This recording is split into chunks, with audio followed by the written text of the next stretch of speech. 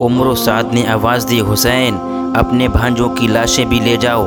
سیدہ زینب نے آواز سنی تو سجدے میں گر گئیں اور بارگاہ رب العزت میں عرض کی، یا اللہ تیرا شکر ہے کہ تو نے میرے بچوں کی قربانی قبول کر لی۔ ادھر سیدہ نے سجدے سے سر اٹھایا، ادھر امام پاک نے اون محمد کی لاشوں کو بہن کی جھولی میں ڈال دیا اور فرمایا، زینب تیرے بچے قربان ہو گئے۔ حضرت سیدہ زینب نے بچوں کی لاشوں کو دیکھا، خون میں تر بتر تھیں، سنہری زلفوں پر گرد غبار اٹا ہوا تھا اور چہروں پر مٹی جم چکی تھی۔ اپنی چادر سے مٹی جھاڑی، گرد غبار صاف کیا، آسمان کی طرف نگاہ اٹھائی اور کہا، اے خالق کائنات، یہ ہے میری کمائی ہوئی جو تیری راہ میں لٹا دی، یہ ہے میرا سہارا جو تیرے دین کی خاطر چھن گیا، یہ ہے میری دولت جو تیرے محبوب کی شریعت پر فدا کر دی۔ اے رب دو جہاں، یہ دیکھ کے جن کو میں اپنی آغوش میں لے کر قرآن کی لوریاں سنایا کرتی تھی اور جن کو اپنی گود میں لے کر دنیا کی ہر نعمت کو بھول جایا کرتی تھی، آج ان کی لاشیں میری جھولی میں ہیں،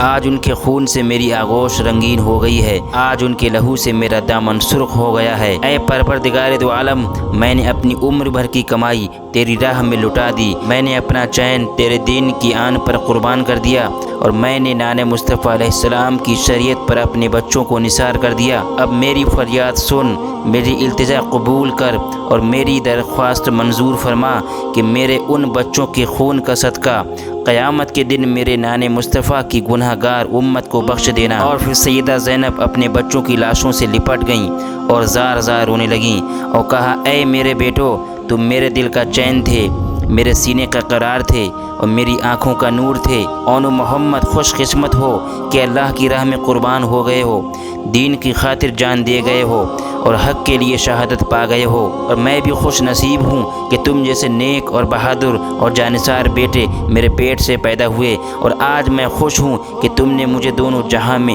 سرخ روح کر دیا ہے۔ مگر یہ افسوس بھی ہے، آج میں تمہیں بے گور و کفن کوفہ کے ریگستان کے حوالے کر رہی ہوں اور کربلا کی تپتی ہوئی ریت میں دفن کر رہی ہوں۔ اٹھو میرے بچوں، ماں کے کلیجے سے لگ جاؤ، اٹھو میرے لال، ماں کا سینہ ٹھنڈا کرو، اٹھو میرے فرزند، اپنی ماں سے کوئی بات کرو، آنکھیں کھولو اور دیکھو میں تمہاری ماں زینب تمہیں بلا رہی ہوں، تم بولتے کیوں نہیں؟ اور پھر حضرت امام حسین اور حضرت عباس نے دونوں بچوں کی لاشوں کو اٹھایا، نہ غسل تھا اور نہ کفن، نہ کوئی چارپائی تھی، نہ کوئی ساتھ جانے والا۔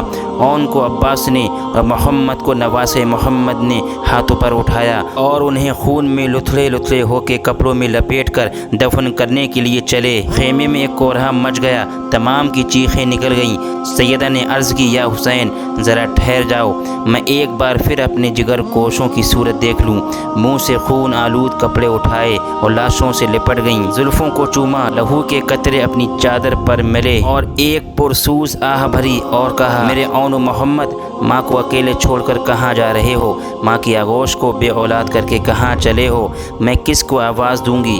کہاں جاؤں؟ تمہارا نام لے کر کس کو پکاروں گی؟ میری زندگی اب روتے روتے گزرے گی، تمہارا نام لے کر آنسو بہاؤں گی۔ سیدہ زینب کے ساتھ تمام بیویاں رو رہی تھیں اور کائنات کا ذرہ ذرہ رو رہا تھا۔ امام علی مقام نے بہن کے سر پر ہاتھ رکھا اور فرمایا، بہن جو ہونا تھا ہو چکا، اب صبر کرو، تم خوش قسمت ہو کہ تمہارے لال علی کی شجاعت دکھا گئے، فاطمہ کی آن بچا گئے، نانا کی شان بنا گئے اور اس بہادری سے لڑے ہیں کہ اپنے دشمن بھی اش اش کر رہے ہیں۔ چھوڑو اور بچوں کو رخصت کرو، وہ دیکھو نانا جان حوض کوثر کا پیالہ لیے کھڑے ہیں، وہ دیکھو شیر خدا انتظار کر رہے ہیں، اور وہ دیکھو حضرت فاطمہ دامن پھیلائے کھڑی ہیں۔ سیدہ زینب نے بیٹوں کو یہ کہتے ہوئے رخصت کر دیا کہ اون محمد جاؤ، نانا مصطفیٰ علیہ السلام کو، باپ شیر خدا کو اور ماں حضرت فاطمہ کو میرا سلام بھی کہہ دینا۔